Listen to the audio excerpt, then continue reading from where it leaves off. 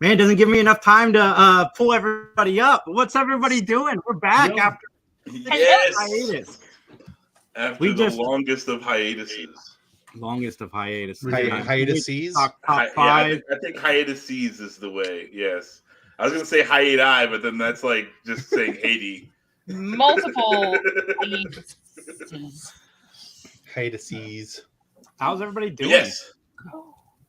Nice month. Max's house is clean in the background. Look how spotless Dude, that like thing I is. cannot wait to move out of here. Like, I mean, this house is great. Love the house. Glad to be, like moving to a better situation.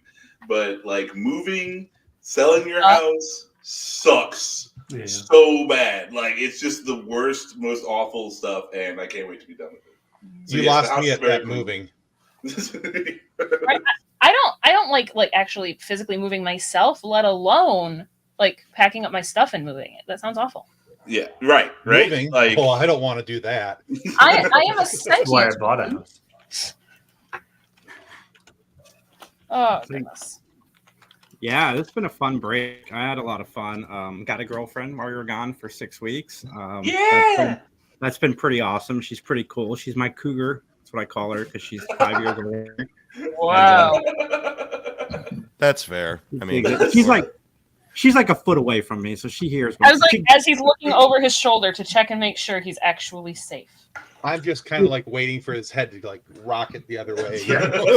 Iron frying pan. I mean, we've already got a toothbrush in my house, so I mean, we're already like there. But I've checked all the drawers. She hasn't started a drawer anywhere, so I'm in that regard.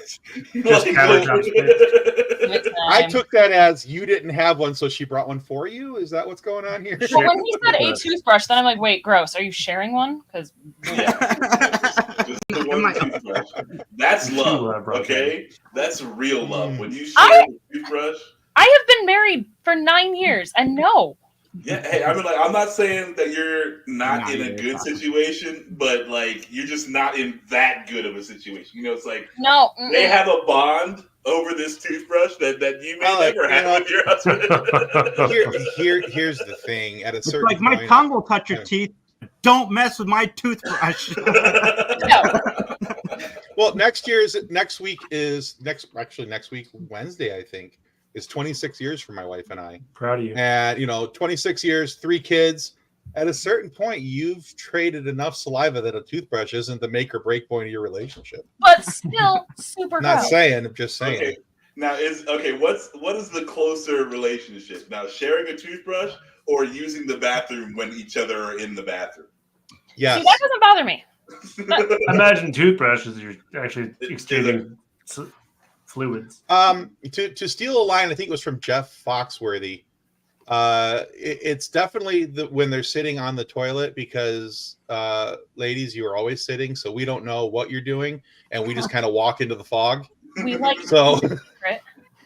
It becomes not a secret very quickly when you're like, "Hey, how's it go?" Oh my god! You know what? That is one of those moments. I mean, at that point, it's all relative. Just because it's like it's the bathroom and there's particles in there that'll never leave, so you're sharing it all. My husband has no sense of smell, so I don't even care. Like, that's where the no sense of smell comes in real handy. Well, that is a I know my wife version of freedom. wishes she had no sense of smell a lot of the time. Well, John's not here to defend himself, so I will just say that's what he gets for cooking meth. Ammonia and bleach, but close enough. Bodily functions, schmoddily functions. After you have a kid, it doesn't matter anymore anyway. We're back, guys. You're dealing with a little person's bodily functions too. So hey now, what's up, Daniel? John, speaking of bodies, do we have a Manscaped plug we gotta do? No, we're done with that for now. Oh, really? Already? I gotta build them though. I gotta build them, and then they're gonna get back with us the whole thing. But yes, we're done for now. I mean, we could talk about darn it if we want to. I used my Manscaper the other day. Clean this up. Makes sense. I use mine on too. My head. But yeah, no, well, that's good stuff. I watched 5 minutes of this George Carlin AI thing because 5 minutes was a cutoff point before monetization really sets in for them. So because I knew nobody else was going to, and I don't blame you. Like Mike's like, I'm like, dude, I don't want you to watch this. Like, it's bad enough I'm going to watch 5 minutes just so one of us has some context to talk about it. So thank you for taking one for the team. No, I mean, like, I feel like this is the one like occasion where like, let's just do the internet nerd thing and like, no, I didn't watch it, but I hate it. I mean, there's plenty of articles written about it anyways, too. I actually agree with Max on this one, which scares the crap out of me. Yeah, Tim and Max are agreeing on something. We're 20 days into 2024, and Tim and I agree on something. I thought we already finished it. Batten down the we're hatches. gonna break this into sections because there's things in the intro to this video that they bring up that I want to discuss. Okay, so everything I bring up, it may sound like I agree with it. I don't agree with any of this. Just put it on the record going forward. But I watched the first 5 minutes. Sure, it sounded like George Carlin. Sure, the bits could have been written by him. Like, I believe these are the jokes that he might have told now. But when you sit down and you listen to it, there is something missing, and it's human element. Like, you can't, like, the jokes come across as a lot more rude maybe than George Carlin would have done had he been here, perfect it and put it out there. And it's wrong, especially since they're billing it like the AI at the beginning of the video. It says this is just the same as doing an impression, but it's not, because you are marketing it as a George Carlin stand-up special in 2024. You're not saying, you know, hey, I'm doing an impression, which the AI isn't even technically doing an impression. It's doing the guy. Like, it's trying to do the guy and trying to quote unquote be the guy. And I know George Carlin's daughter is looking at suing them. I guess this is done by Will Sasso. I can't remember the other guy's name, but they also did a Tom Brady one last year.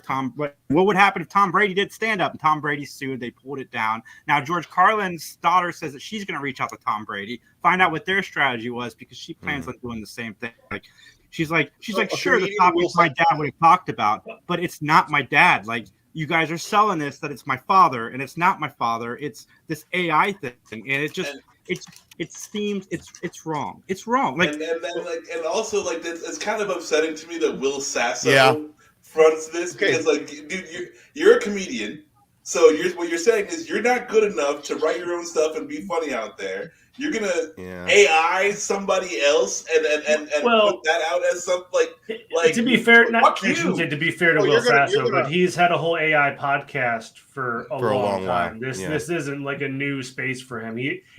They basically use Dudsy as their like AI third co-host. Yeah, well, that's the thing too, is that this wasn't to promote Carlin. This is to promote their brand, essentially, which is even. I don't agree with it. I'd never heard. A lot, I had never heard about this Dudsy thing until this, and then I was like, well, that's why. It's like they're just exploiting, you know, the sensibilities and likeness of Carlin to promote their brand.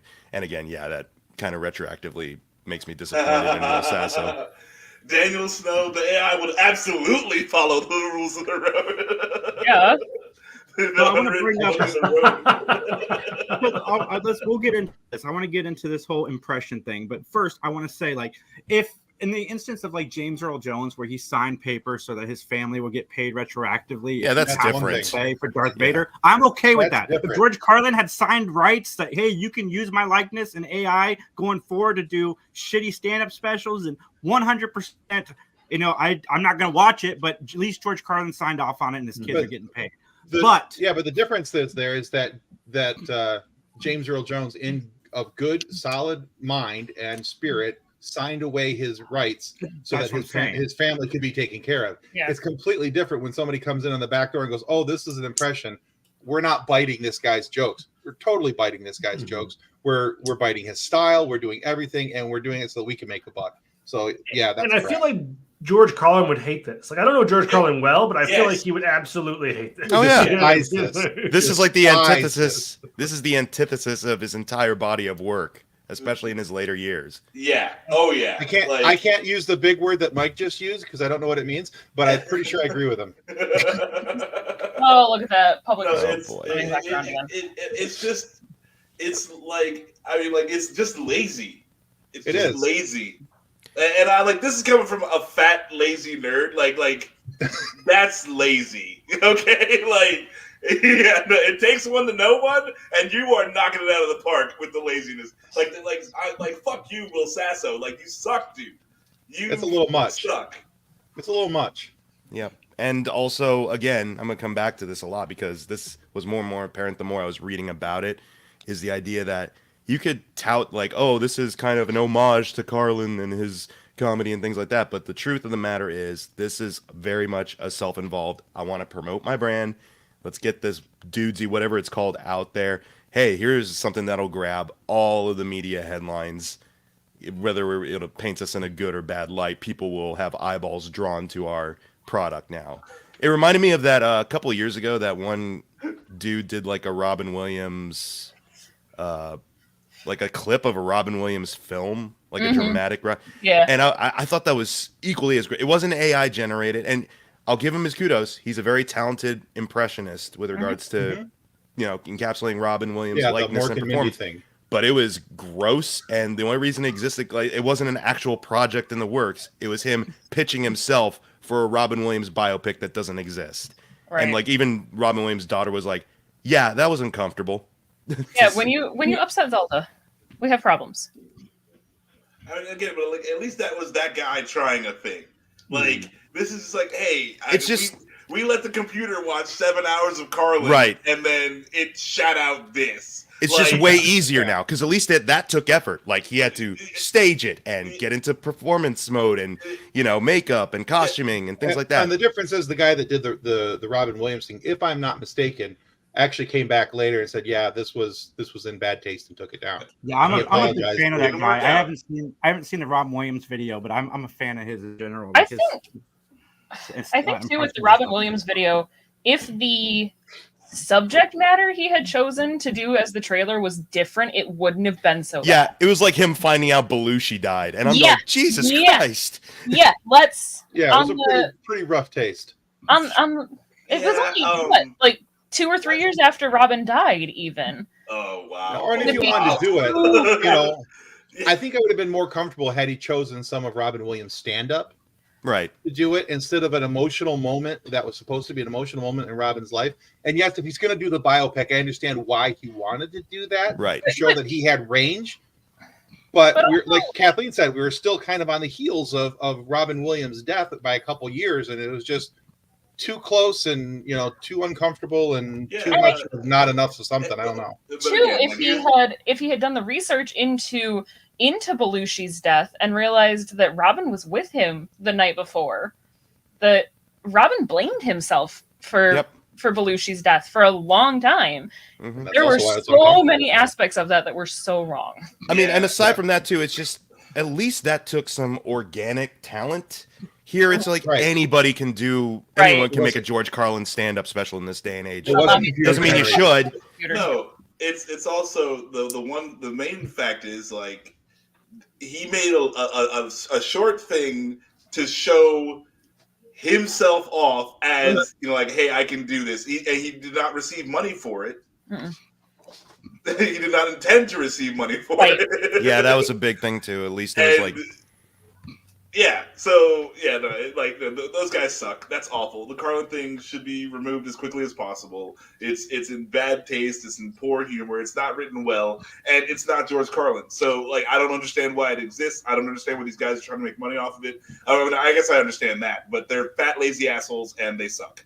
You know what makes me so mad about this whole thing is I'm watching the special and I'm like, man, fuck. I'd like to hear I'd like to hear George Carlin actually talk about this. Like, I would like to hear his take on these, and I don't get to hear that. And now this AI is just reminding me that I don't have George Carlin in my life anymore because I'm watching this less than stellar impression of a man. Sure, they got some of the cadences down. Sure, they got the voice down. The jokes are hollow. They fall flat. It's all in bad taste. And yeah, the whole time I'm watching, my girlfriend's next to me. I'm like, 5 minutes, stop. And then she looked at me like, why right at 5? And I'm like, because they get monetization, I think, at 6 minutes. Yeah, they'll get money off of it. We're safe. I'm waiting to see how Will Sasso's going to try and back this train up. Well, he did it last year with Tom Brady, and he got back. But it didn't stop him.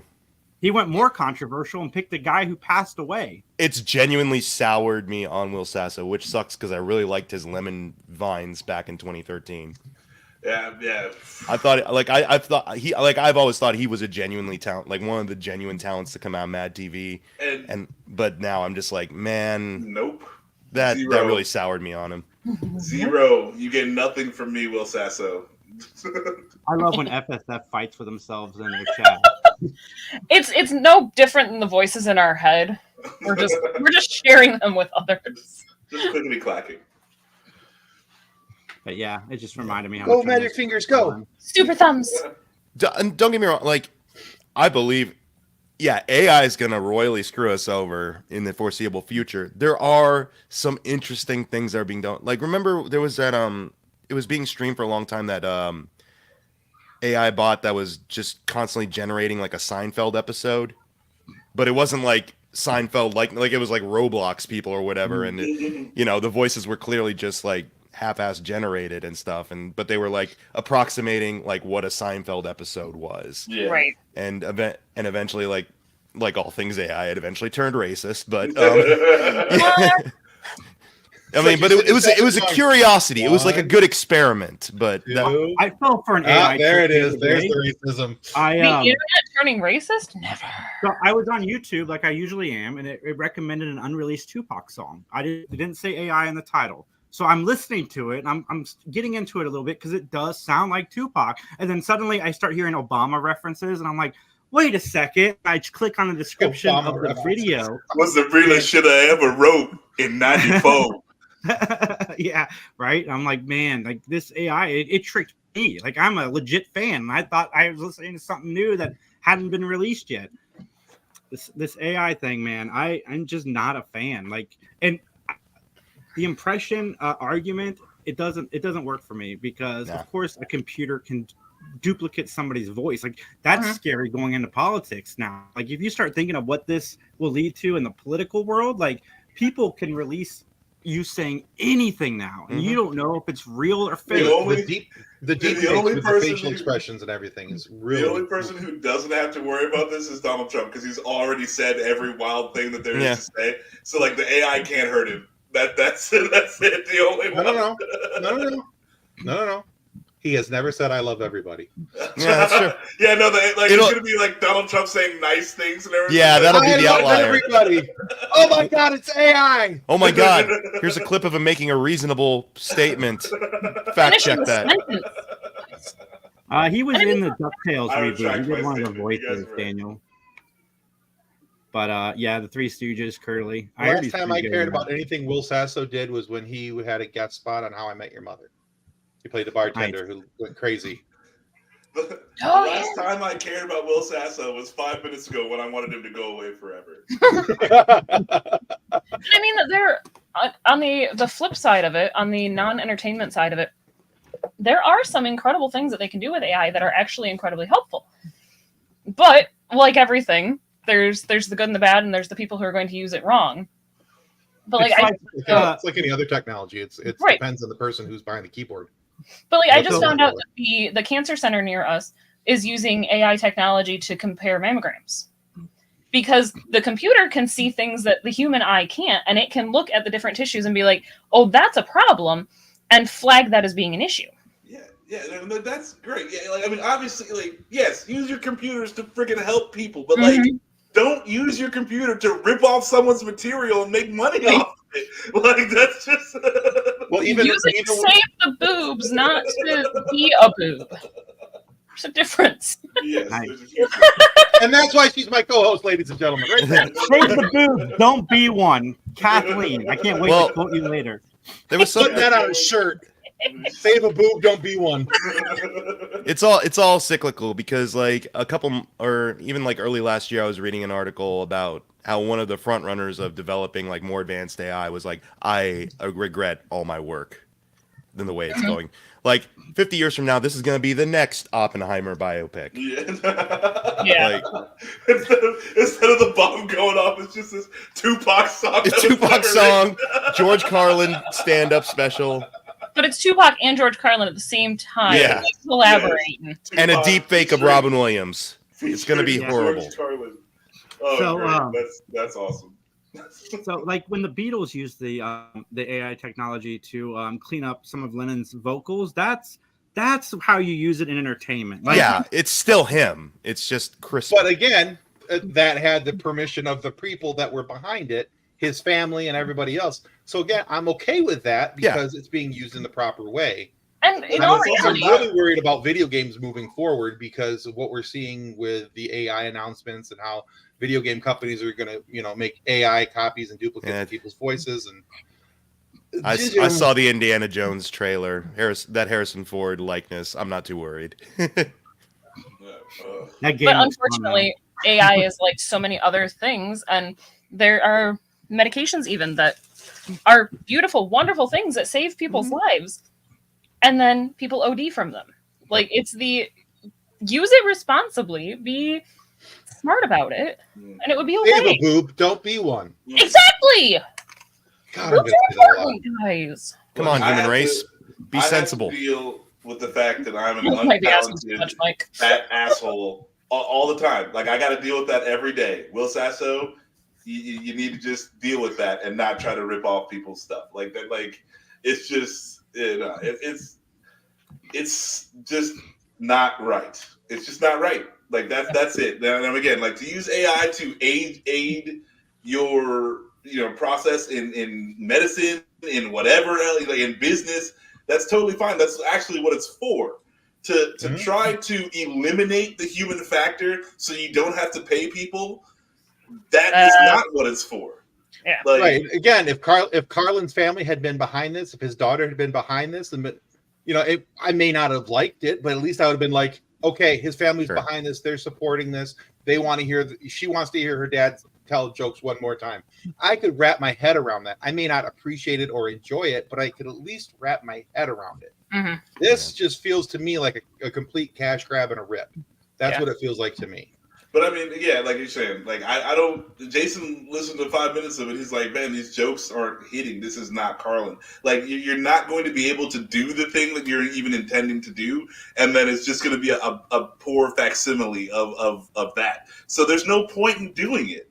Well, I mean, that's doing it. I mean, if you read, so I'm just spending like 10 minutes reading through the comments of that video, and a lot of people liked it. So I don't know, like, I think it depends on your bias towards the medium and towards AI and towards like what's your perception of like if this is ripping off George or if it's not, right? Sure. Because people did enjoy it. Like, I'm going through it, and there's a lot of people saying it was a good impression of George Carlin. A lot of people also lack critical thinking, so. Jason, but if you're going to insult everybody that liked it, that seems like an analogous poor choice of like, you know what I mean? Like, just because you hate a thing so much, and I'm in the same camp as you, right? But like, just because you hate it doesn't mean somebody else doesn't love it, which will push that medium forward, right? Like, I just hope there's going to be success there, whether you like it or not. For that, if there's people that are digging it, I'm not going to hate on you, but I just hope it pushes you to some of George's other stuff, like his actual stuff. Yeah. That's what I'm hoping for. But let's get to a more positive topic. I got 2 television shows to recommend. One quick question before we move forward, because was this done like a hologram? Because I did not watch it. I'm just crapping on this because I hate the idea of it. No, it's audio, I think. Random digital art associated with it. That audio. Okay, so not in front of an audience. So any laughter you're hearing is canned box laughter. It's a laugh track. Okay, that's all I need to know. That tells me it's complete crap. Okay, we can move along now. Laugh track that was recorded in the 50s, and all of those people are dead now. But So first recommendation, the TED television show, the #1 thing streamed on Peacock ever. It's fantastic if you're into the TED series. Like, it is so freaking funny. It's a little long, the first episode. I've only watched the first episode. It feels a little long, but the jokes land. It's funny. Like, if you've ever wanted to watch TED without Mark Wahlberg, this is it, guys. This is your show. Like, it is so funny. And in the marketing for TED, Seth MacFarlane also dropped that he's hard at work on Orville season 4. Yes! So this, the fact that TED is doing so well will help propel the Orville forward as well. So I'm excited. And then The Bear on Hulu is one of the best shows I've watched. It's incredible. I really love The Bear. Very, very good. Did you watch both seasons, Justin? I sure did. It was really good. I binge watched that thing. I knocked that out in a weekend. Compliment for an award show. The first time in a long time, I feel like an award show got it right. Everybody that won at the Emmys deserved it. I'm so glad Kieran Culkin won. Like, his acceptance speech was funny. I hope he does all of the acceptance speeches for everybody. But Beef, the television show, won, which is a really, really good limited series on Netflix. White Lotus won a lot of stuff. Succession obviously won a lot of stuff. And Lotus then was a good show. won. Everything the Bear was nominated for, it won, I think. I have actually not started watching The Bear yet, but I did watch White Lotus. Really, really enjoyed that. It was better than I anticipated it being. Both seasons? I just started. I didn't realize there was a second season until just recently. I'm not a fan of Jennifer Coolidge either, and I liked her in this. Like, I don't like her at all. I think she's obnoxious. She's obnoxious and plays the same character in every movie. But in this, she's fantastic. It works in this. Yeah, yeah, exactly. I agree, Jay. I agree. I'm agreeing with Jason and Max tonight. I need to drink heavier. So we are doing our top 5 things that we watched last year. You guys can interpret this however you wanted to. I'm surprised I only got one movie on this list, and it is my number 5. So I'll go ahead and kick us out. And this surprised me. This is the only movie on my list. I think it's because it's the only movie I watched more than once. Well, I watched Scream more than once, but I didn't put it on here. But Dungeons and Dragons is my favorite movie of the year. Number 5. I loved it. Okay, now I have a particular hatred for like the Dungeons and Dragons movies that has nothing to do with the actual movie. It has to do with Hasbro, who I can't stand and who is actively ruining Wizards of the Coast. But like, I didn't want to like this movie. I really wanted this movie to fail. I did not want to like it, but it is very good, and I enjoyed it a lot, which made me mad. But then the movie failed anyway, so I felt fine. I think it's on my list, man. One, I was shocked that I liked it so much. I've watched it, I think, maybe 3 times, and I've gone back to it a few times, and it's fantastic. I hope it gets a sequel. I mean, I hate the fact, again, I'm not a fan of what Hasbro is doing either, but they made a good movie, and I want to see another one like that. Yeah. No, I mean, I didn't sell Wizards of the Coast, but I'm down for that movie. How many times is Cocaine Bear on your list? Is it all 5? Cocaine Bear is on my list 1 time. It's not what I'm going to talk about right now.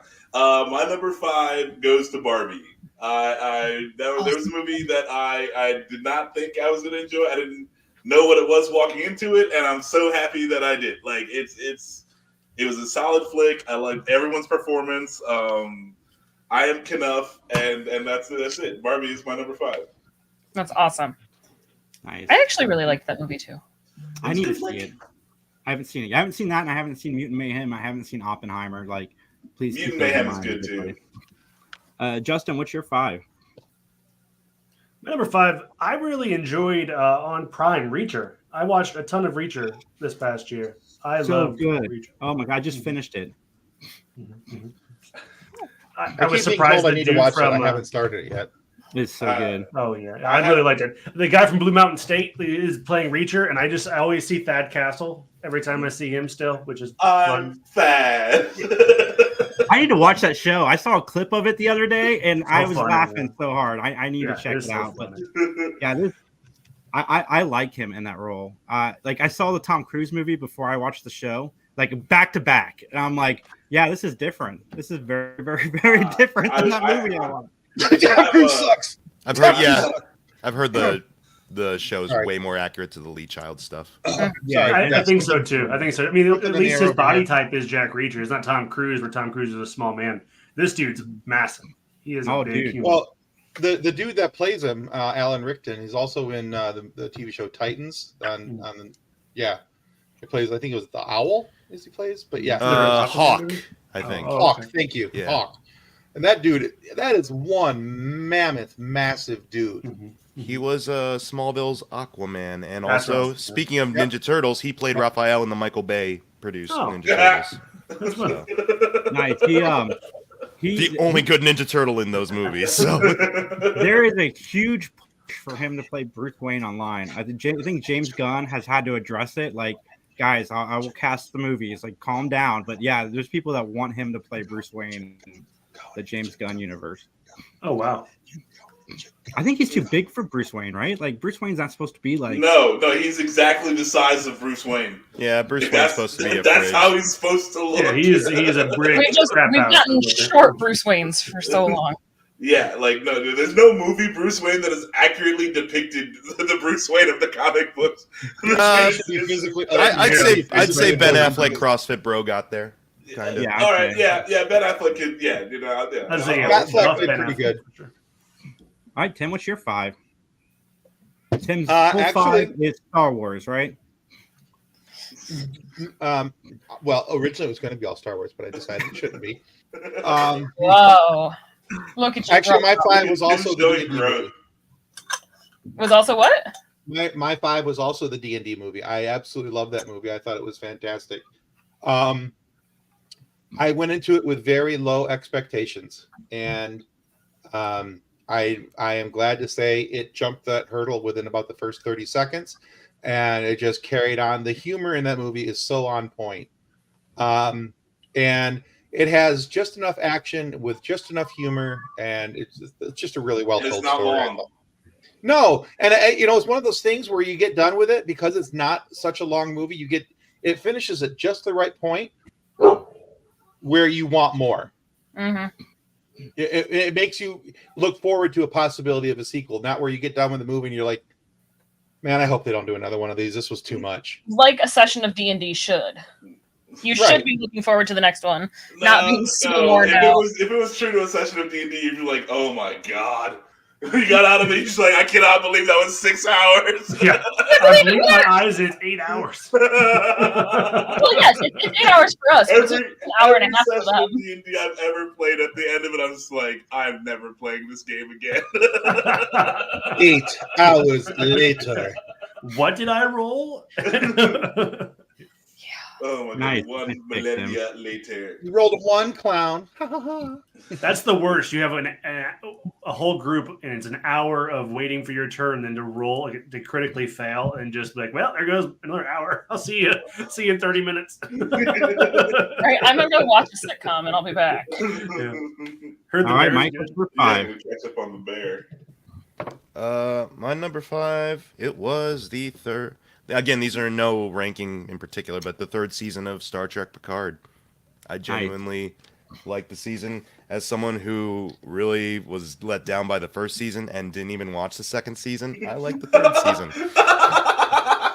I liked the 1st season. I was told so many awful things about the 2nd season that I haven't watched. So can I skip season 2 and pick up in 3 and be fine? You could skip all the next gen movie and just go from the last episode of All Good Things into this probably. I appreciate your stick-to-itiveness to not like 2 seasons and be like, well, we're going to give this 3rd one a try. Yeah, I was going to say, question from the class, how do you skip season 2 and be like, yeah, season 3 is the one for me? Because this one, I don't know, I had a feeling halfway through the 1st season, I'm like, something's just not working for me with this. And then I kind of checked out at the very end of the 1st season, and I'm kind of like, okay. And then I heard about the 2nd season. I'm like, it's not going to pull me back in. But getting the original cast back to actually be actually involved and not just like, hey, Geordie's here for 5 minutes. Right. And then he's gone. Like, they're actually involved in the story. They actually get to complete character arcs from not just the movies, but from the TV shows. It actually felt like a good conclusion to this strand of Star Trek. So... Yeah, I've heard nothing but great things about season 3. I need to check it out. Kathleen, what you got at number 5? Number 5 is actually Five Nights at Freddy's. I loved it, which is ridiculous. I did too, but it's not in my top 20. But I enjoyed it. No, it was surprisingly refreshing, which is stupid, but because it wasn't just a straight in your face horror slasher, it was like, I don't know. I enjoyed not being like, this is gonna be the scariest thing ever. No, it was. I mean, my kids like Five Nights at Freddy's, so my wife was like, okay, we're all gonna watch Five Nights at Freddy's. I'd heard a couple of my coworkers talking about it, and they were on either end of the spectrum for that movie. One of them was a big fan and was like, all right, it was Five Nights at Freddy's. I had a good time. The other one was not a Five Nights at Freddy's fan and was just like, this was the dumbest thing I've ever watched.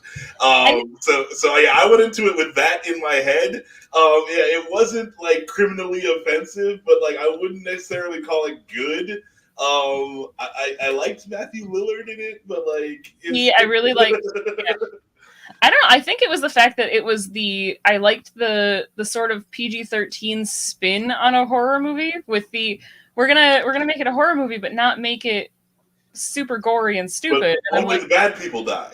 Right. It had fun cameos in it too, like YouTuber Matt Pat, who does a lot of game series stuff. It was a lot of fun. Yeah.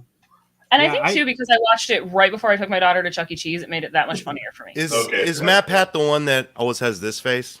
Yeah, game theory. Okay. Like, that guy. Not just a theory. It's a theory. Oh man. He just retired. He did, and happy retirement to him. Isn't he like younger than us? No, he's younger than some of us, but he's almost 40. Man. Retiring to go and spend time with his wife and kids. Mm-hmm. Nice.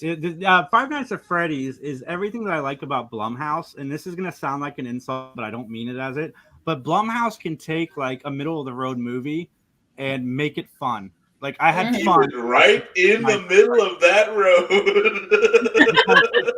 And plus, to add to that, like Blumhouse will try anything, and that's one of the reasons I like them as a studio. Like they'll make one of the most absurd-sounding movies, and it will either work or it won't, but they'll try it. And Five Nights at Freddy's, I have no affiliation with the game. I hadn't seen Willy's Wonderland. I have a feeling if I had seen Willy's Wonderland, my thoughts on this might be a little different because I've heard Willy's Wonderland is incredible. But no, I dug it too, Kathleen. I really, really did. My number 4 is Succession. I like this show. It's a dramatic version of Arrested Development, like in all intents and purposes. It's about a messed up family trying to inherit their father's business, and I was just this show is a masterclass in acting. Like everybody in this show just gave performances of a lifetime. Like if it wasn't Kieran Culkin, it could have been anybody of that cast. I think there was a category where it was literally 4 people from Succession and 2 people from White Lotus. Like that was the entire category, and Kieran Culkin still won. Usually when shows go up against 4 other people, they split the vote. So I mean that just says something. But Succession is so good. It's 50 episodes, like for the whole series, I think, or maybe 40. And it's a good show. If you want to watch just acting, then that's it. That's why I want to watch the Flower movie with De Niro and DiCaprio. I don't even care if the movie's good or not. I just want to see those two act because I've seen the Killers trailer. of the Flower Moon. I've heard it's really like good. They're acting their ass off in that movie. So I always just want to clarify, like the flower. Oh, Killers of the Flower Moon. Okay. Yeah, it's a good movie. Heavy material, but a good movie. I saw the trailer for that, and I'm like, man, those two. DiCaprio in the garden, just snipping flowers. The Flower movie. Lily Gladstone is like phenomenal in that film too. The TV show, just them sniffing flowers. Yeah. This is a good smelling rose. Yeah, Succession. You should check out Fat Daisy. That Daisy killed him. Number 4, Cocaine Bear. No, stop it. Okay, bro. Eventually, you're gonna be right. It's number 1. Just okay. All right, fine. Fuck it. Number 4, Cocaine Bear. I love Cocaine Bear. All right, like if y'all are just gonna just fucking shit all over my list. Fucking Cocaine Bear was awesome. Best movie of the fucking year. You insulted his notebook. No, dude, it would have been in my top 5. I only left it off because I knew you were going to put it on. That movie's fantastic. What was your number 4, The Matt? most entertaining thing to come out this year, or come out last year, was Cocaine Bear. Max, this is all just training for the AI that's going to replace you. He's a very, very aggressive AI, Max. Yeah. No. See, like this. Thank you, Jason, for fucking up the AI because the AI would have put Cocaine Bear number 1, and now it's number 4. Cocaine Bear. Go see it. Look, if you are down for a movie called Cocaine Bear, absolutely go watch Cocaine Bear. It is everything you want from a film called Cocaine Bear. If you're not down for a movie Cocaine Bear, just let it alone. I watched Press Your Luck, and the host of the show is the director of Cocaine Bear, and one of the contestants brought her a tray of cookies of little bears with cocaine on their nose, like on network television. Fantastic. And, dude, this movie so much cocaine. Like, if you think this movie is not going to go there, it goes there. In every shape of sense of the word, go there. Like, if you think, hey, there's no way they're going to let these two kids do this, and they let those two kids do it. Oh, like yeah, this no, movie like, is all in. I think there's only like 3 characters in the movies who don't do cocaine. Yeah. In that movie. Well, and especially since it's like it's not even not the kids. Yeah, it's not the kids. It's not who you think it's not going to be. it takes the phrase "based on a true story" to a whole new level because the actual true story is just depressing. Yeah, the true story is boring. Like boring and depressing. The bear dies. Yeah, the bear Too much cocaine. Surprise. The bear does the bear doesn't even do a whole lot of cocaine for a bear. Like the cocaine bear, that bear does enough cocaine. What is a lot of cocaine for a bear? Raccoon. Question from the class. Yeah. What's the bear amount of cocaine? The amount of cocaine, a lot of cocaine for a bear is just watch Cocaine Bear. That much. We have the whole universe of cocaine. Bare necessities, the simple bare. The bare necessity is cocaine, and they get it. They get it. The Jungle Book would be a very different movie if it had cocaine. What if this is the Rise of the Planet of the Apes style prequel to how we get Tailspin? Bears do enough cocaine that they can fly planes. Yes, I'm down. Let's go. I would watch the crap out of that. Oh my goodness. They're trying to get to the Arctic. Come on, Disney. Shere Khan agrees. Yes. Come on, Disney. We're throwing you gold. Can this Tailspin hit the public domain? Not just enough. Just Baloo doing rails off of that sea duck plane. Oh, yeah. Come on. Yes. Chasing clouds or whatever that one kid's name was. What's the pilot duck? What was his name? Launchpad. Launchpad McQuack. Does Baloo and Launchpad doing rails on the Yes. All this. They're attacking Dora the Explorer that's like in the jungle. Taking out random children TV shows. All I can picture now is Baloo sitting over there going, "So where we're going, Launchpad?" Yeah. Well, no, he'd say little. Was it little? You said a little britches, right? Yeah. Hey, little britches. I've been up for 3 weeks. Oh, yes. Oh crap! That was the cargo. Justin. Someone, please! I am begging. Please make this show. I will watch every single episode 3 times at minimum. Okay, this might be worth feeding it to the computer to make it happen. Okay, AI can finally do some good. It can give me something I want. Make this happen. It'll be a fun script. My number 4. This is hard to place for me, so I wouldn't really. This could be 3, 2, or maybe even 1. But The Last of Us TV show, so good. I loved that. Oh yeah, I forgot. I'm gonna save my thoughts. That was this year. Yeah, wow. It was in January. It was. I had to do some research when it popped out. But yeah, it was January. Yeah, but, I got Last of Us. If you have not seen it, please take some time. Go watch it. A lot of fun. I had to double check when Last of Us was too for making my list. Hello, George. Hi, George. All right. Hey, Lenny. You? What's your For me, for my number 4, for something that you all hate, Indiana Jones. I love the Dial of Destiny. I haven't watched it, so I can't hate it yet. I didn't mind it. Top 5 is interesting. Okay, so all fairness out there, I'm a massive Harrison Ford fan. I love Indiana Jones. He's one of my all-time favorite characters. I love the fact that it's the conclusion to the story. I love the fact that it kind of buttons a few things up, and I just really, really enjoyed that movie. And for me, anytime I get to sit, except for the last 10 minutes of the Kingdom of the Crystal Skull, that was an abomination. The Kingdom of the Crystal Skull. Horrendous. What's that? What's that? Yeah, I see what you're doing there, Max. Shut up. Anyway, pretend that one doesn't exist. Exactly. The last 10 minutes of the movie doesn't exist. I actually enjoyed the rest of it, but I really enjoyed this movie. Anytime I get a chance to sit down and watch Indiana Jones, whatever it is, it's kind of like old home week to me. It's got that good feeling right here in my chest. It just makes me comfortable, and it's not quite Star Wars, but it's like right up there. That's just because you like Harrison Hottie Pants. That is also not the point. You know, Tim, besides a few critics, I have not heard anybody in real life say they did not like Dial of Destiny. Like everybody I've talked to has really enjoyed it or enjoyed it. At the very least, they enjoyed it. You have to go into it knowing that there's going to be some de-aging. You have to go into it knowing that Harrison Ford is in his 80s and he's not doing all the crazy stuff that he did back 40 years ago when the other movies came out.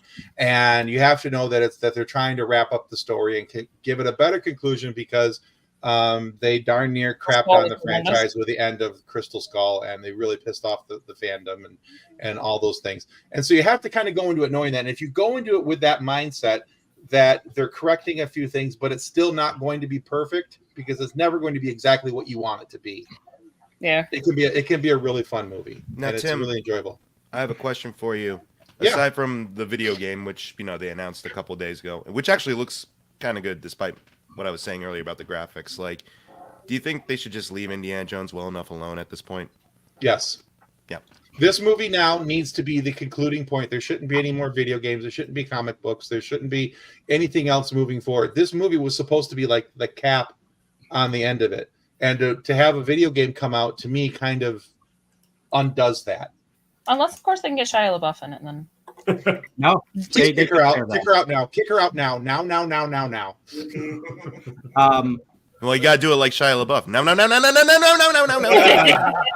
George, actually, Dead Reckoning almost made my list because it's my favorite Mission Impossible movie since the first one.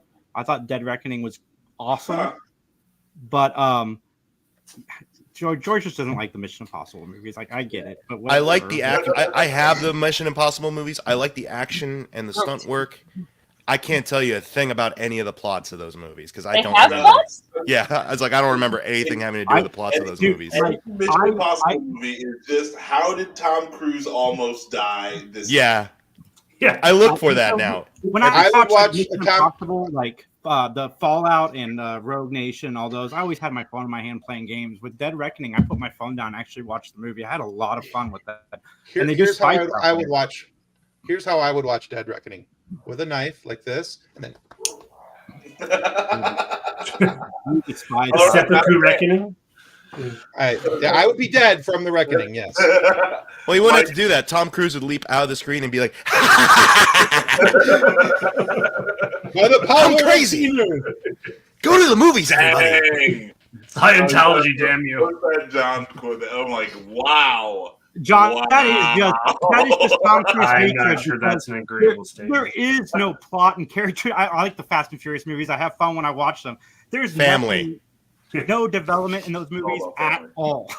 Yeah, that's what he's saying. Everyone ends up being related to Vin Diesel. All the bad guys end up being related to Vin Diesel. Have you seen my second cousin? Yeah, I've been drinking all night and I haven't said anything crazy like that. Come on, John. Wildly offensive, but I'm here for it. I guess my number 4. I'm gonna pair up some stuff here because I couldn't pick or choose one in particular. Let's hear it for unique visuals in animated movies again, like Mutant Mayhem and Across the Spider-Verse. Nice. Really great, creative, artistic choices while having really well-told stories and character work. Good. This frees up some of my for some of my lists. Mutant Mayhem and Across the Spider-Verse. Across the Spider-Verse is the greatest sequel ever made. As far as that's my number 2, by the way. That was my number 2 as well. Right. I mean, it's so good. I freaking love that movie. I resonate so hard with the Miles Morales character that I'm just like, I didn't even know that he had taken this place in my heart. Yeah. And Across the Spider-Verse let me know. I mean, like, I loved Into the Spider-Verse. I mean, I would sing the praises of that movie until fucking Armageddon. Across is so good. Yeah. Agreed. And it took me back to, like, remember Spider-Man, the 90s cartoon where, like, you'd have, like, team-ups of Spider-Man? Like, it brought me back to that. And, like, that being nostalgic about that made me feel really good. You had, like, what's his name? Josh Keaton was there voicing Spectacular Spider-Man from, like, the 2008 or whatever series. You had like references to others.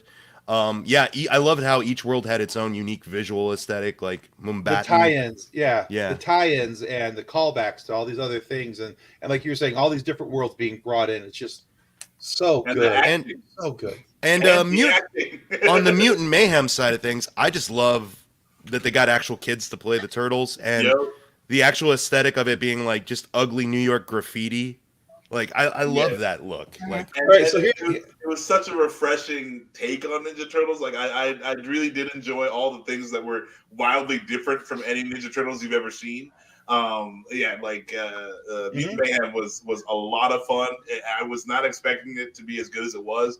I didn't really like the art going into it, so I had a chip on my shoulder going into it, and then won me over. Right there. That was. Dang it, Max! We're agreeing on a lot of stuff tonight. I'm very uncomfortable with this. You're agreeing on things. Look, Tim. I think that just means that you become sensible when you drink heavily. That's all that means. Tim and Max are agreeing on things. Cheers, buddy. Across the Spider-Verse was only left off my list because I knew somebody here would have it. That movie's incredible. Best sequel of all time. I don't want to make that declaration. I have to look, but it's definitely in that conversation. It was incredible. It did what Empire Strikes Back does. Empire Strikes Back. Characters it's better than Empire Strikes Back. The bottom line of my whole thing is where we fight. The bottom line is just pay your animators better and don't treat them like shit. Right. So I can't. So Teenage Mutant Ninja Turtles. That one made my. It didn't make my top 5. It's an honorable mention for me, but I went into it very much not having like high expectations because I didn't like the art. And the first couple minutes of watching it, I was like, I'm going to hate this. This sucks. This is awful. I'm like, but I'm going to knuckle down. I'm going to watch this movie because it was getting such good reviews. I'm like, there has to be something I'm missing. There has to be something I'm not seeing or hearing. And after a couple minutes, I was like, okay. All right, because then they kind of suck in with the story, and then they have great character development in TMNT. Mutant Mayhem is a great story. Yep. And then the animation is almost secondary. You don't care about the animation anymore, and then it kind of comes back around, and then you're like, oh, I like what they did with the juxtaposition of the color and the black and white, good. and then it's so good. And I just want to point out that I can use big words too, Mike. I use juxtaposition. Brava. Kathleen, what's your number 4? Bluey. Bluey? I watched so much Bluey that it had to be on the list. Bluey rocks. Have you seen the? I would prefer the Blue we talked about earlier, but sweet. I'm glad. Kathleen, have you seen the Bluey episode Disney will not air because it's about pregnancy? Yes. Yeah. It's kind of a great episode, right? It is. So what now? Bluey got knocked up? No, I mean, it's like the whole thing about Bluey. I hope not. I just know it's because I have someone in my life who has a kid and they watch Bluey all the time. But like, it's about hold on, Googling. It's a family of dogs and the kids are always like playing pretend and the parents are always along for like their shenanigans. Like, it's very low stakes. I know a guy who wrote an article about why you should watch Bluey even if you don't have kids. But there was a pregnancy episode where the dad had to be like pretending he was pregnant and going through like I appreciate yourself all the different aspects of pregnancy. I picked up on that, huh? Yeah, there's a few things that the Disney has to change because it's not appropriate for the US, which I think is hilarious. Yeah, sounds about right. Yeah, maybe. Interesting. So my number 3 is Marvelous Mrs. Maisel. It's a fantastic show from start to finish. Really good, exploring the life of a stand-up comedy in the late 50s, early 60s, all the way up to later in her life. And I didn't know that it was loosely based on Joan Rivers until I started the final season, and it like makes even more sense to a lot of things that happen. And it is, if you like stand-up comedy, if you like good television, if you like just good acting, Rachel Brosnahan she's fantastic at the comedy stuff. It's a very good show. Everybody go check it out. I highly recommend it. Sticks the landing too, which is something you can't say for a lot of TV shows. Yeah. What show, Jay? Marvelous Mrs. Maisel on Amazon. Oh, that's a great show. Yeah, my wife and I watched that. That's a lot of fun. Yeah. Max, what's your 3? My 3 is going to go to Creed. I watched that recently, actually. It was almost on my list. Oh, all right. Hey, with arms wide open. What's Kang's name? The actor. Man, Jonathan Majors. Redacted. No. I mean, like, look. It turns out the asshole's good at playing an asshole. Like he does a real good job. Like, right? Like he wasn't even acting. Surprise! No, I like this movie so much better than Creed 2. I was shocked. People kept telling me that it was good, and I was like, no, Creed 2 was kind of bullshit. Like, I don't know. But, yeah, so Creed 3 really brought me back. And Michael B. Jordan can wear a suit. I'm looking at this dude. I'm like, dang, that dude looks good in a friggin' suit. Like, for that alone, they could have just walked Michael B. Jordan around in a suit, and that would have been it. But, like, there's actually good acting in that movie. And, I like as an end to the Creed like series or whatever. It's awesome. I really hope they don't take it farther than this. It's not the end. Definitely not the end. Oh, it should be. If Rocky has taught you anything, yeah, well, not the end. Yeah, but like Rocky got worse. As like the movies got worse as they went along. Like this until Balboa. Really, When they kicked it back up, it got better. But I agree with you after progression like of the original series. Yeah, like I mean, and Rocky 4 is my favorite. It's not a good movie. It's just my favorite movie. Rocky 4 is not garbage, but it's still a fun movie. That's why I like Creed 2 because it was a sequel to Rocky 4, so it was like as good as a sequel to Rocky 4 could be. I guess there's that. Dude, when I left Creed 3, it's the same thing I said about Succession. Like that movie is another masterclass in acting. Like Jonathan Majors and Michael B. Jordan just act the shit out of those roles. You don't miss Sylvester Stallone. No. I'm glad he wasn't in it. I'm glad he wasn't in it because he would have distracted from it. I like how they used Drago's son as kind of the Apollo from the original Rocky series. Like I dug that. Like I really liked Creed 3 is second, maybe third best Rocky franchise movie of all time. Like I really liked Creed 3. Third best. Maybe not end it, but maybe like what they did with Rocky, let it go away for a while and then come back, revitalize with some stuff. Yeah. I really like. I'm gonna like borrow, what Tim said about Indiana Jones. Just cap it here, and it'll be perfect. And just let it end. Let it end. I mean, I love Michael B. Jordan. But let's let this go. Like, you've told a good story. And we really don't need anything else. And I mean, like, if Creed is a supporting character in something else, like maybe that, but like I don't need it. Like this was just so good that I really think you should make it the period on. Oh, well, to be fair, it's a brand. It's not going away. For sure. Like, go ahead, Jason. You didn't think you needed this either, and you liked it. They've already announced Creed 4. It's coming. Michael B. Jordan is writing and directing it again, like he did 3. And man, his directing in Creed 3, I think that was his directorial debut. It was great. It was great. Yeah. And I would leave this alone, again. But I like things to end. I don't mind if they don't carry on into perpetuity. Like this would be the perfect stopping point. And it's okay for certain things to end and enjoy it for what it is. Yes. I can just watch Creed again. Like if I want to see good Creed, like I like you don't need to like and like hey, I could be wrong too. Creed 4 can be one of the greatest films, Creed films out there, but like I just don't see where it gets better than this, and I would just let it be. Yeah, if they have a good story, tell a good story. But if you don't, let's just I agree. But leave Rocky's done. Like let Rocky be. Absolutely.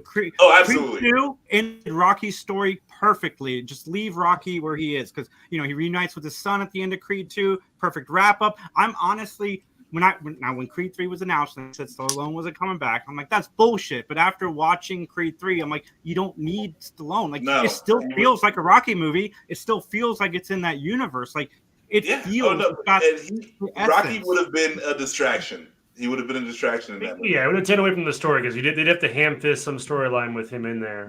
Yeah, so good, so surprisingly good. Justin, what about you? My number 3. No, my number 3 is Creed as well. So you can go to Tim. Max, everything I wanted to say. So my number 3 is a documentary, actually. And it's a documentary called Disturbance in the Force. We interviewed Kyle Newman on the fsfpopcast, and he and a bunch of other people got together to make a documentary about the holiday special, the Star Wars holiday special. and it's actually really the documentary is actually really, really very good. It doesn't like try to make the holiday special out to be something that it's not. It doesn't try to make it seem like it's the greatest movie and you're all sleeping on this. You should have watched it, and they call it out for being as bad as it was. But they also talk to people behind the scenes, and then you get to talk to people who watched it on TV. And you got to keep in mind, this was only the second thing ever Star Wars ever made. So, like, there was A New Hope, and that time it was just called Star Wars, but there was A New Hope, and then there was the Star Wars holiday special. So people got to watch Star Wars in their home, and they were excited about that. Like, you see guys like Kevin Smith. They watched it. Well, yeah. No, but even Kevin Smith is like, he talks about how, it wasn't good, but I was watching Star Wars in my home, and there's a lot of interesting background story and things that happened. And you kind of find out how much George Lucas was involved in the Star Wars holiday special, which for those playing the home game, it's 0. And it's actually just really, really well done. I very much enjoyed that documentary, and it kind of peels back some of the layers on the holiday special. And again, it doesn't encourage you to go watch it with the aspect of golly, this is a good movie and well worth your time, and you won't regret having wasted this hour and a half to 2 hours of your life, because you will regret it when you're done. But there's something else attached to it at the end, and it's a really interesting look into a very odd time in the Star Wars universe. Now, Tim, when you started, I thought you were saying that your podcast was the documentary. Like, we interviewed this Star Wars guy. Greatest documentary of 2023. Yeah, watching Max's reaction with that, I really enjoyed, because I was like, oh. No.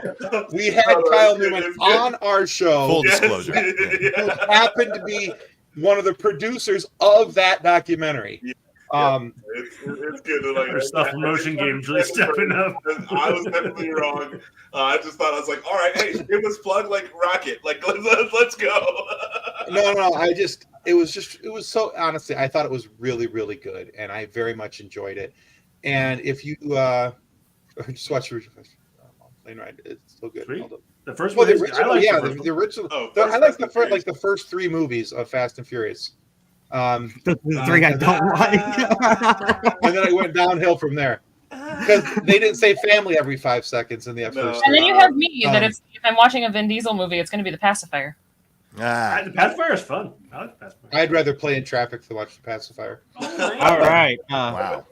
Mike, what's your 3? How about triple that? My 3 would be the whole Barbenheimer experience, because like Max said, Barbie was a very well-made, funny, heartfelt movie with great production value and great performances from Margot Robbie and Ryan Gosling and everyone else. And then Oppenheimer is just like a visual feast. You won't feel good at the end of it, but you'll be like, that's a really well put together movie and really well acted. I feel good about it. And I'm sorry because I don't know the actor's actual name. Shang-Chi as Asian Ken is just the best. He's the best Ken, hands down. Oh, I don't know. Shooty was really good too. When was Shooty, the newest Doctor? He was one of the Kens. Shooty-gawa.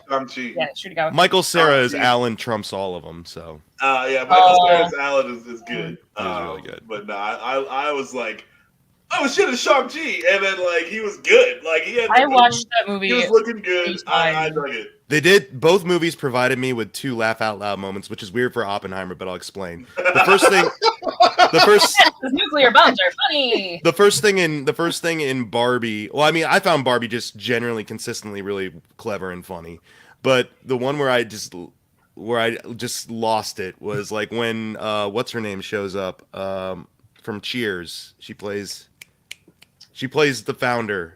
She plays Barbie's creator. Kirstie Alley? No, not Kirstie Alley. Lily. Rhea Perlman. Yeah. Okay. Rhea Perlman. Sorry, Rhea. I love you.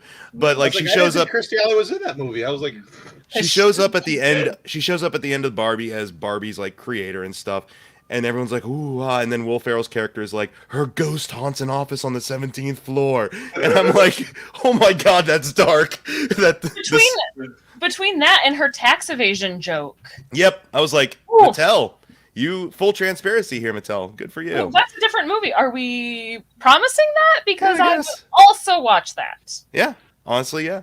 And then on the biopic side of it, yeah, with Oppenheimer, I just found it hilarious that, I guess this was true, Albert Einstein would just show up on people's front lawns in Princeton, and like he just shows up out of nowhere. Like a car pulls away, and there's Albert Einstein ready to talk to Oppenheimer about like they're going to hate you. Gray hair, yeah, just away. But apparently that's something he did when he was on campus. He would just like walk the campus at night.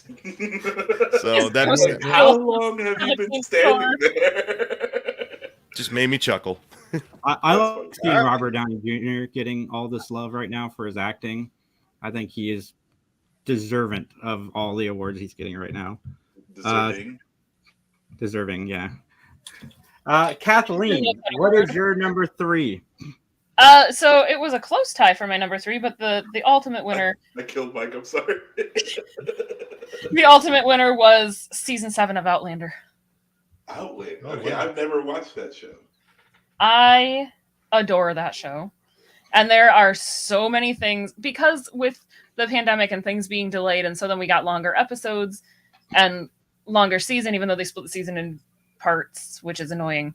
But just because of where they are in the storyline, it's a part of history that I super love, because we're getting into the American Revolutionary War, and it's like there's so much.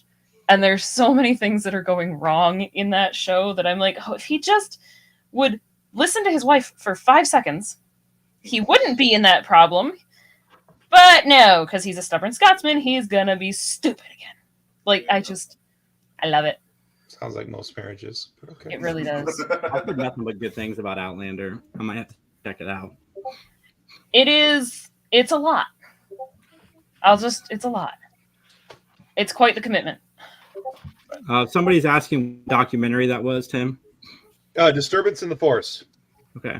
All right. My number 2 was a surprise for me, because I'm gonna watch anything Superman, but the surprise behind it is like how good it actually was, and that is My Adventures with Superman on the anime series, right? On Mac. Oh my God, it was so good. Like I was in.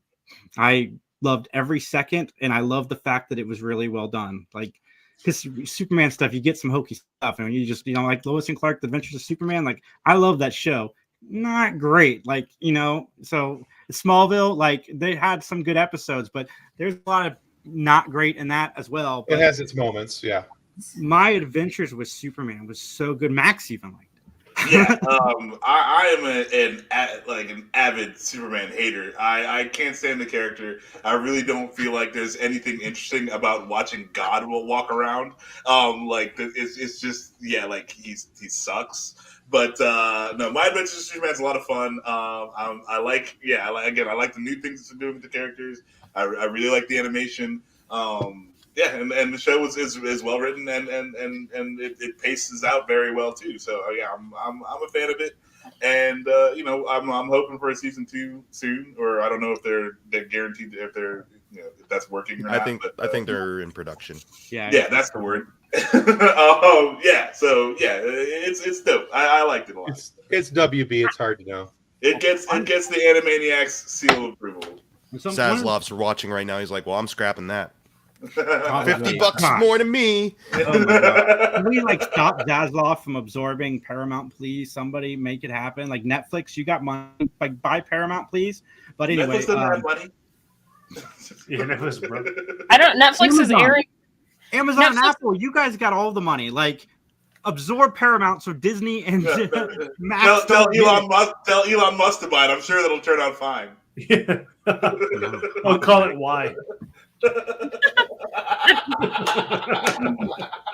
It's so funny though, is somebody soon is going to be like, hey, I've developed this thing where you have all of these channels in the same spot, and we're just going to go back to cable. Yeah. It's already happening. I mean, Prime has a lot of channels you can purchase. Yeah. My number 2 is going to. All right, so I'm just gonna list off a couple of anime here. Frieren and Shangri-La Frontier. They are 2 anime that came out last year, and they like Frieren I like because it is really different than any like fantasy action anime that I've ever seen. It's very slow paced, and there's not a whole lot of action in it, but it's still very, very interesting. It's the main character is an elf who's very long lived, so it's more on like kind of how she sees things, and the timing is odd, and I really like it. So like if you're looking for an anime that's not a lot of like just like flashing and crazy anime tropes, like this one is a good place to start. Like it's slower paced, it's not very loud, and the characters are all interesting. So I'm having a lot of fun with that. Shangri-La Frontier is on the other side of that. You want an action anime that's all of the action anime? Watch Shangri-La Frontier. The art is beautiful. Stuff happens like every episode, and it's a guy playing a video game. But if you need that in your life, it's probably the best one doing it right now. One that did just come out is called Solo Leveling. I think the art's just a little bit better, but the story's basically the same. But so those 2, number 2 anime, watch it. Nice.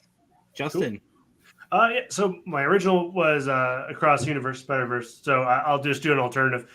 John Wick 4. I enjoyed all the John Wicks. I need to watch that. I heard it was good. Conclusion was fun. Yeah. Watching Keanu Reeves murder a bunch of folks in revenge of his dog. Good time. Nice. That's my favorite part of Reacher too, is when he starts beating people up and killing them.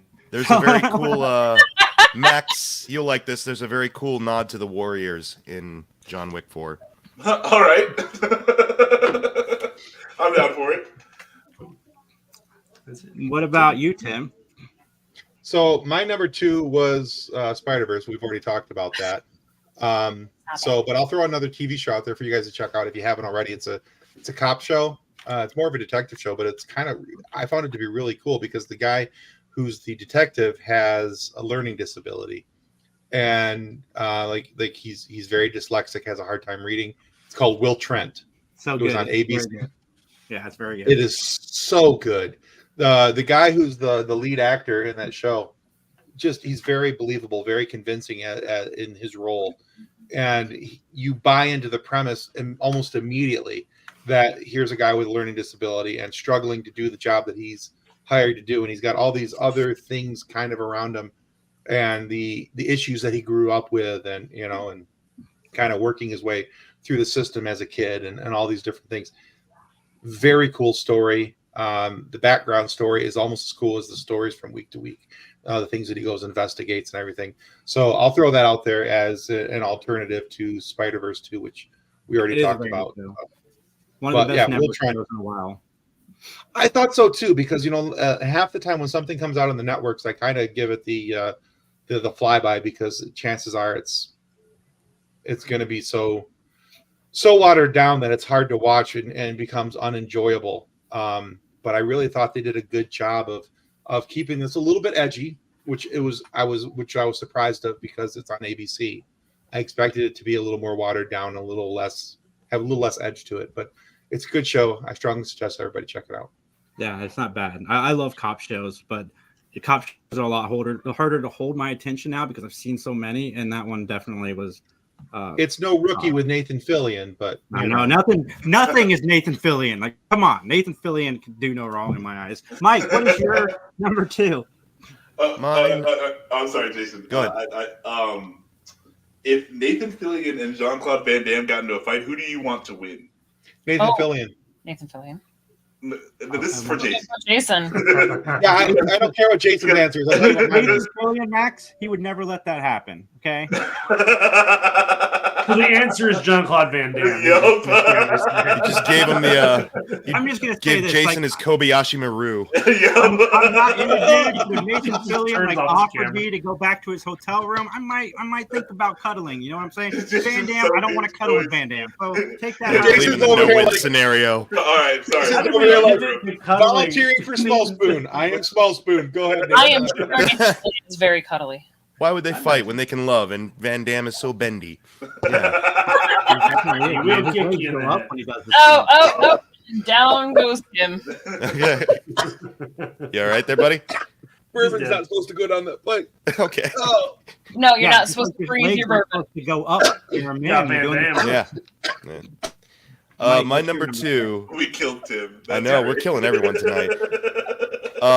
Godzilla -1 was my number 2. That was my number 1. I loved that movie. Aside from the person sitting next to me in the theater who would not shut up about how much he hates modern pop culture, I enjoyed the you movie had a greatly. Godzilla movie, you idiot. Yeah, I was like, I enjoyed the movie God. immensely. It was a great adventure film, great period piece, great actual serious drama. Like, this is the first time in a Godzilla movie that I actually like care about the human characters as actual characters Whoa. and not just like action figures.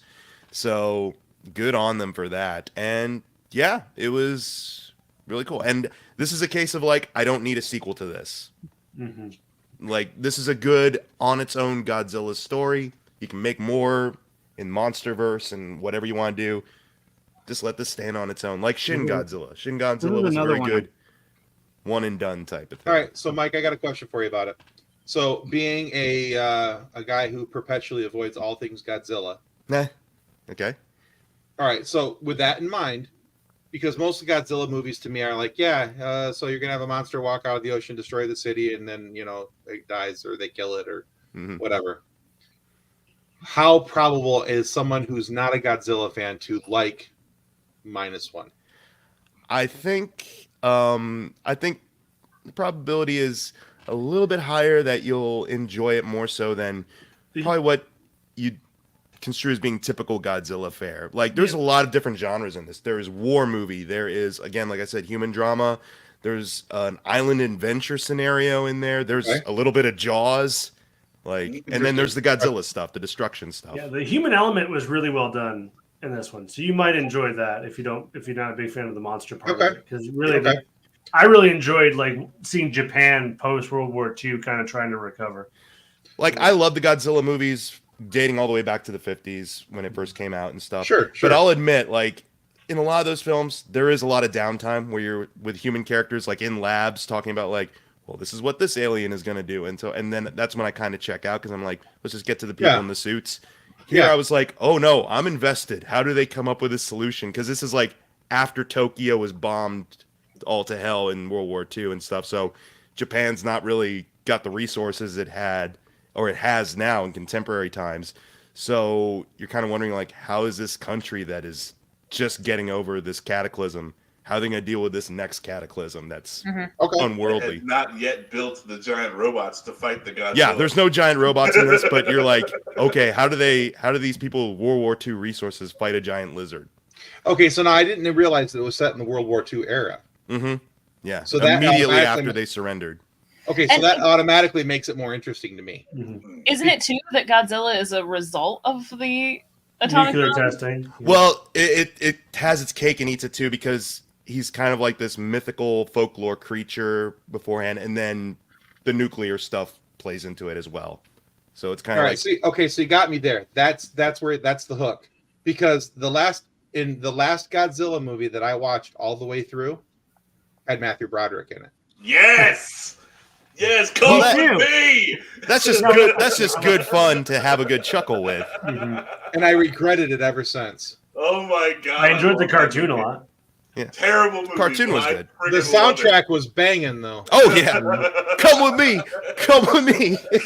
I'll keep it up, my Mike. god! Rage Against the Machine, No Shelter. Heck yeah. Tim, you can die on our show. I'm just going to turn it into a short if you do and share it on the internet. So, just so We you will know, monetize going it. forward, I will monetize it. I will make money. Have AI generated art as the reflection of his dying. Here's how our buddy Tim died. And go. Sponsored by Dudesy. Will Sasso's AI generated obituary. Sasso, you cannot AI my death. All right, my number 2, and again, it's because I have a young kid, but also because I am still a kid. Trolls Band Together. Honestly, was so freaking good. Gave me a Max's new reaction. Song, so I'm down for the new NSYNC song. Oh my gosh. Gets back together, the movie. The number of jokes in Absolutely it. love Max's reaction. No, that was a joke for the parents. Was phenomenal. Kathleen's mad respect. So it really is all of them back together in that movie then? Mm-hmm. Okay. Yeah. I'm going to have to see those scenes. And now I just oh want to my see god, Backstreet's hilarious! I just never expected you to say that. Like even with your preface of hey, it's a kids movie. Like that was not what I was expecting. Well, and I mean, okay, so hey, no, I'm applauding you, especially as a '90s kid who was such an NSYNC fan. Like the holy crap, we get a new NSYNC song for the first time in 20 years was amazing. And sure, there was a lot of oh my word, NSYNC's back together for one song. But there are so many boy band jokes in that movie. There were a couple of jokes that my husband and I looked at each other in the theater with the, oh, I'm so glad she doesn't get that. Because, oh my gosh, I am so glad my 5-year-old did not understand the joke of the honeymoon couple saying that this is not how they expected to get tied up. Like... Dude, and that's cool too. She's gonna appreciate it on a whole other level when she watches it when she's older. Oh, I know, right? And it's so fun. I think because there are so many things that I've watched now as an adult that my parents let me watch as a kid, that I've gone back to my mom with the, what did you let me watch? And she's like, you didn't get the jokes. It wasn't a problem. Like, I get them now. Touche, salesman, but still. I'm like, you let me watch that with those jokes? And she's like, yeah. If you had gotten them, I would have had a problem. You didn't get them. Like, all right, here we go. Our number ones, everybody. We'll see if we can end this show before 8:30. My number one is not happening. Max came out with the best sequel of all time. This might have my favorite episode of television of all time in it, and that is The Last of Us. The episode where the two fall in love and we follow their life story. Episode 3. They make you care for the characters, and like, they literally in 43 minutes make you fall in love with this couple, and then by the end you're crying when what happens to them happens. Like, it is one of the best written shows. It's what I wish The Walking Dead had done, where it focused on humans and not what's going on around them.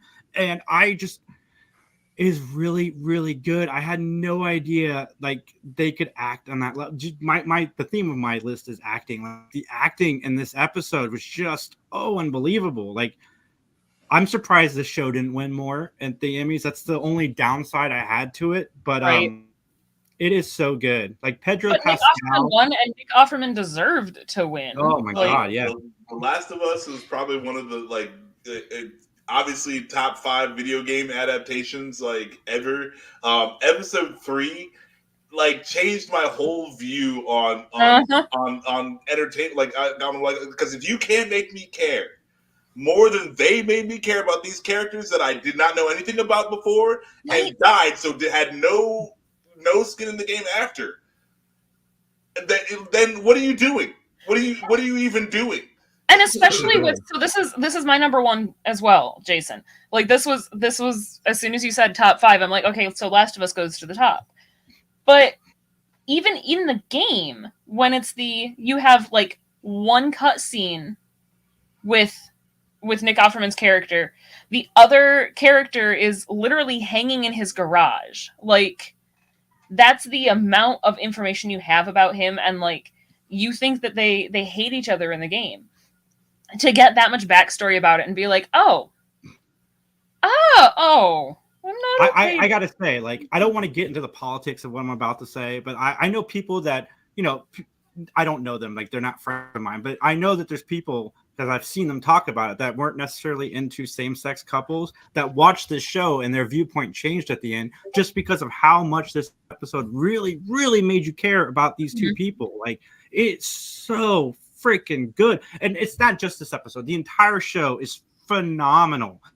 But episode 3, might be my favorite episode of television that I have ever seen. And you guys know on this podcast, I have seen a lot of TV. I've seen more TV in 2023 than most people have seen in their life. Like, I watch a lot.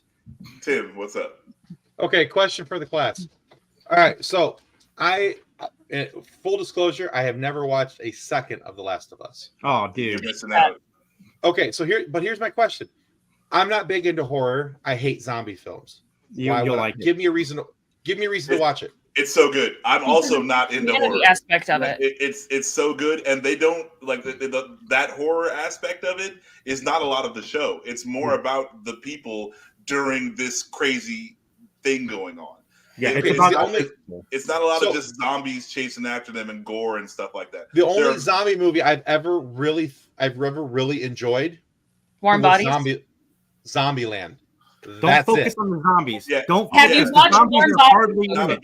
It's not about the zombies. It's no, about they're hardly in it. It's just it happens to be happening around them, but it's not what the show's about. It's about humans interacting, what happens with humans. That was my son. Everyone else saw that guy, right? Nope. Okay. That was my son Nolan. I didn't know he was coming by. I would have turned the camera off. Nope, nobody saw him. Max is hallucinating. Guys, if for some reason you lived under a rock like Tim and haven't seen The Last of Us, watch The Last of Us. Yeah, Tim, if you like watching good acting and just humans, you'll like this. You will like it. I will watch it now because honestly, up until this point, my mindset was, it's a zombie show. And there was no point for me to watch it. And I'm going to pitch this in a way Get to 3 episodes and see if you want to make it. I'm going to have you watching this show like as soon as we get out of here. All right, Kate? Like Pedro Pascal escorts a child to a place. Okay. Yeah, this is familiar territory for you, Tim. It's Mandalorian.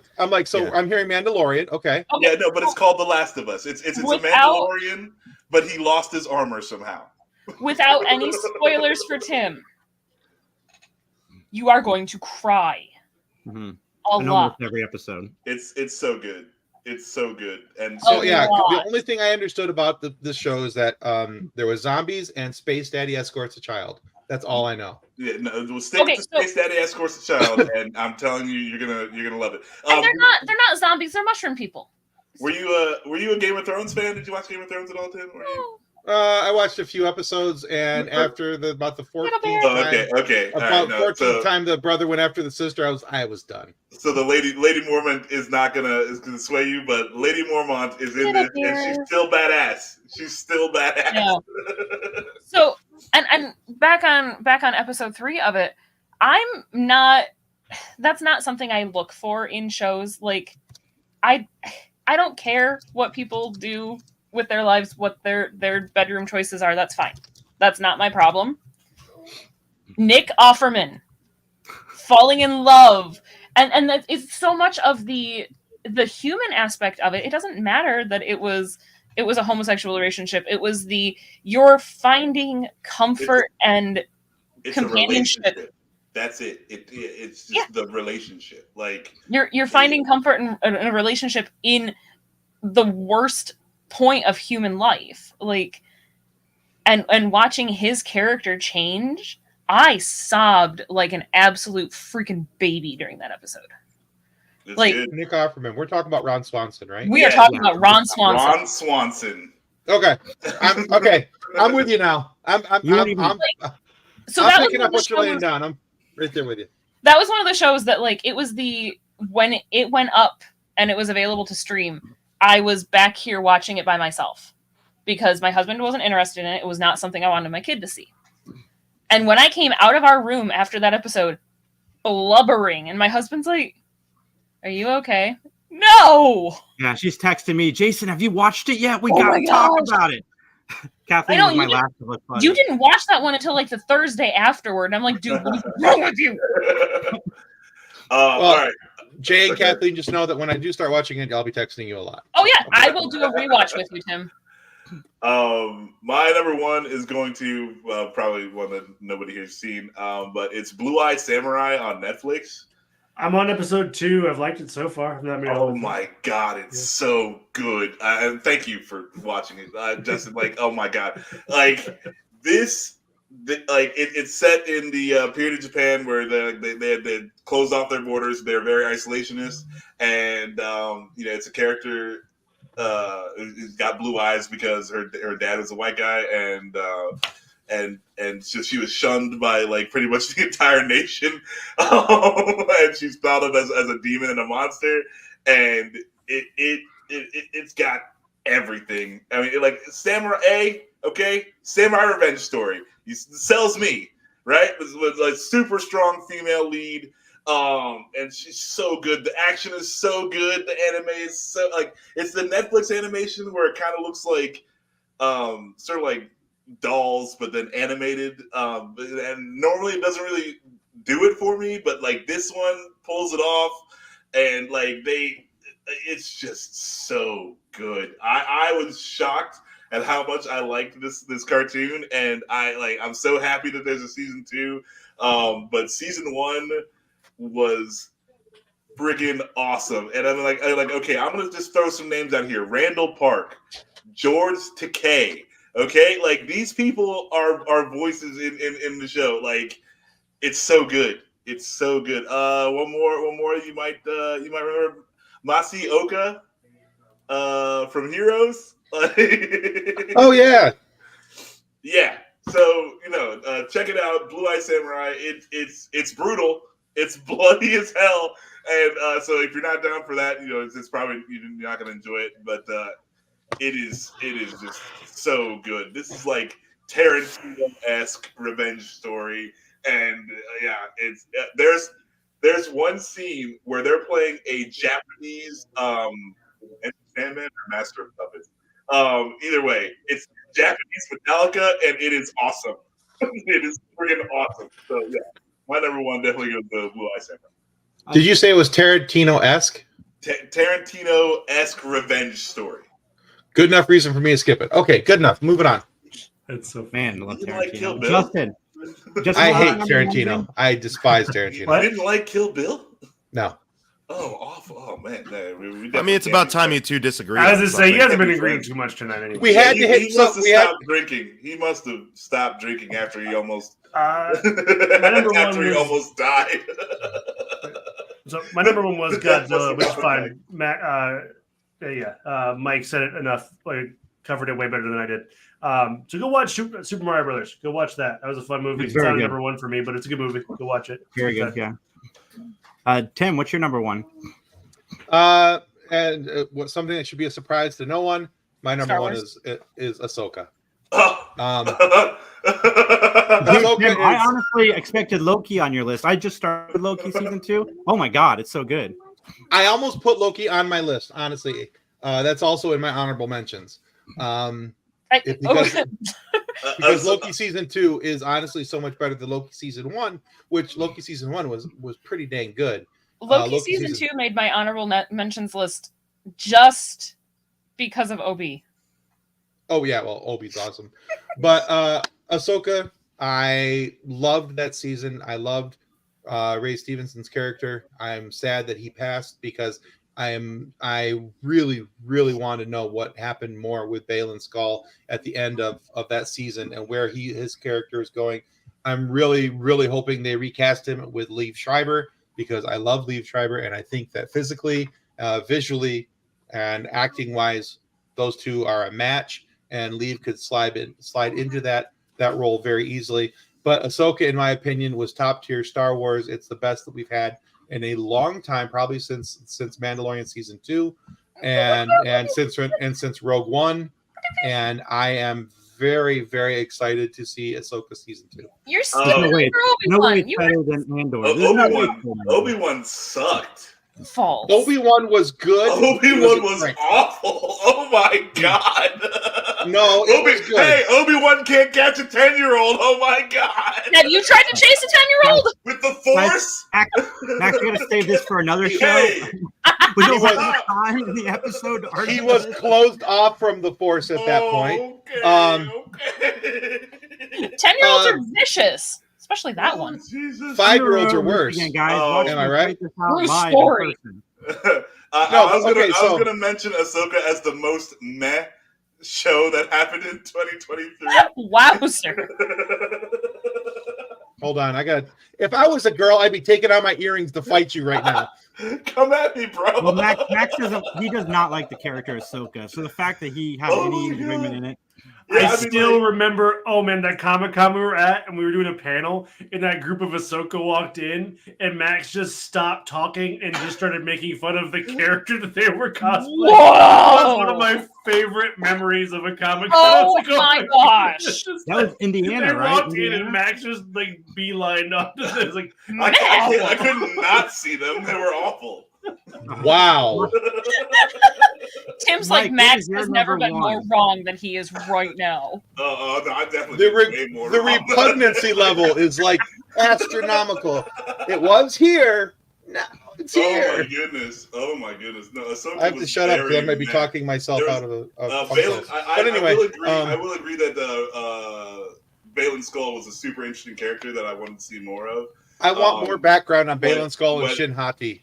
As much as I want to see more of them, I want to see less of Ahsoka.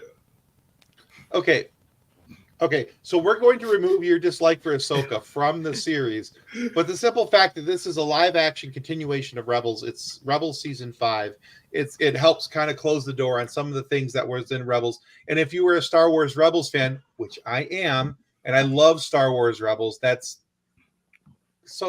me, that show is so good. And in the continuation, it was great. I love Rosario Dawson as Ahsoka. Mm-hmm. I think she does really good. I love the transition from Ahsoka the Grey to Ahsoka the White. It was a really cool nod to Lord of the Rings and a few other things, that they did in that show, which were also really cool nods to LOTR. There's some really cool things in that show. I like Christensen. Yeah, I'm just excited. I can't wait to see what they do moving forward. I love the fact that Dave Filoni's in charge of Star Wars now, and the stories actually make sense, and there's really cool callbacks to things that happened in the past, and he's tying things together. And the dialogue isn't all of the Dave Filoni things. It's crazy how that works. No, it's not to all Dave Filoni things. But to a guy who hates everything. All right, we're about to have a Max and Tim off. We got to finish this thing up because it's about to happen. Yeah, no, Ahsoka is on my list after I finish. After everything? After everything else? I got Disney Plus to catch up on everything, and I plan on canceling it in a couple weeks, so I got to catch up. Make sure you watch Bluey first. Star Wars is fine. My number one is, I'm going to go through these really quick here. All my first watches for my half-off Criterion Blu-rays that I bought this year. Really quick, Irma Vep. It's about movie making and how much movie making is a pain in the ass. And then in the middle portion, it becomes a Catwoman movie, which is kind of cool. After Hours from Scorsese, a nice brisk watch. And Soho is crazy. The Trial, based on a Kafka novel from Orson Welles, starring Anthony Perkins. It is stylish and crazy as hell. Night on Earth is like a cool anthology movie about taxi cab drivers all over the world. And it's the only time I've ever liked Roberto Benigni in anything. And my favorite thing I watched this whole year, Ikiru from Akira Kurosawa. This thing will tear your heart out, and I was a blubbering mess at the end of it, but I felt like so rejuvenated about life. Like, genuinely, it's this very like soulful, moving, personal story that's really quiet. No grand effects. It's all just about the human condition. So those were my favorite things overall from this year. I wanted to see that. Does the taxi thing have Reverend Jim in it? No. Gina Rollins, Winona Ryder, Armin Mueller-Stahl. Never mind. You don't get the reference. Okay, we're good. Moving on. Yeah. Didn't get it at first. I was like just going through it. All right, everybody. Thank you guys so much. We gave you a show that made it for 6 Mine was weeks. Last of Us. Yeah, she was Last of Us. Okay, cool. Thank you guys so much for tuning in, checking us out. Hit that like, subscribe, comment, all that fun stuff. Kathleen, follow Tim, 3 Geeks on the FSF Popcast. I was supposed to be on Monday's episode this week, but it got pushed to the following week. We're doing Suit Up Monday on their show. We're all going to wear suits. It's going to be fantastic. Check that out. Justin and I will be dropping shorts soon. Lots of interviews coming up. Check out the interview we did with Claudia Wells. That was Something a weird really sentence. cool happens during the interview that I absolutely adored. And everybody else out there, have a great day. That was a taxi reference. Dropping shorts. It was a taxi reference. Dropping shorts. That was a Real taxi fishing reference. All right, guys, have a good night.